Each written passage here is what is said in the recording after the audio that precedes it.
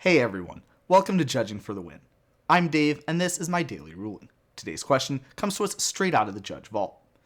Amy plays a portable hole against Nick's Grizzly Bears. Later, Nick plays farewell, choosing all modes. What zone does Grizzly Bears end up in? Okay, so to answer this one, we'll need this important piece of information about what happens when spells resolve. First, you do all the instructions in the order that they're written, then the spell goes to your graveyard.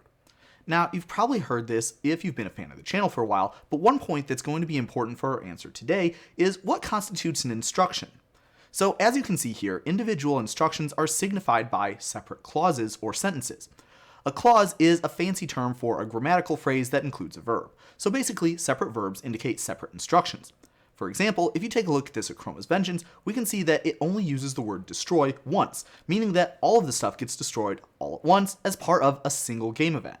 In contrast, Farewell uses the word exile in each mode, indicating that the exiling is going to happen in a sequence of 4 distinct steps. First all the artifacts, then the creatures, then the enchantments, and finally all of the graveyards.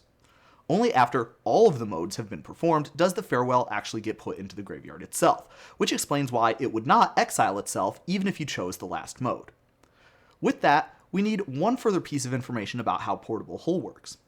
An effect that changes zones for an object until something happens functions by creating a one-shot effect that moves the object originally, and then a second one to return it to the original zone after the specified event happens.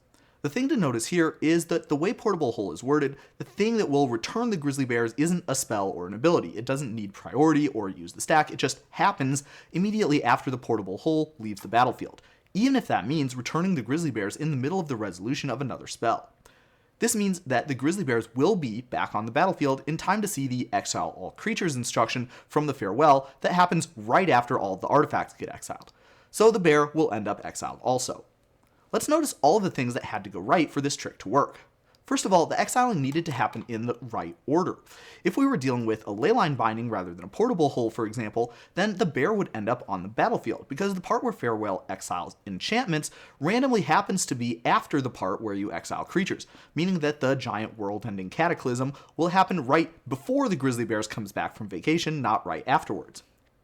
Even a Brutal Cathar would be kind enough to save the bear from permanent exile, since, as we mentioned before, the Exile All Creatures bit only uses one verb, meaning that all of the creatures get exiled in a single game event. Immediately after that event is when the Grizzly Bears would be returned if it was under a Brutal Cathar, so it would again get to stay. Just don't ask me what the Brutal Cathar did to the Lucent Limited though. Incidentally, it seems that most of the spells that remove artifacts, creatures, and enchantments in a sequence do them in that order. I don't have any hard evidence, but I think this is probably because that corresponds to the alphabetical ordering of those card types based on their English names. It's kind of interesting to think how some meta, non-game related consideration like this ended up making a difference in this ruling, huh?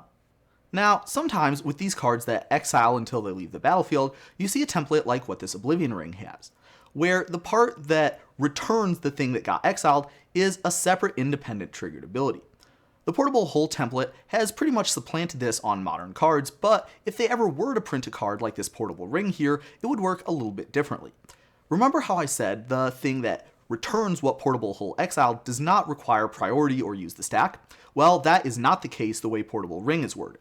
A consequence of that is that it wouldn't matter what you have exiled under a Portable Ring. It won't come back until after that triggered ability resolves, meaning that it will end up back on the battlefield regardless of what card type it is.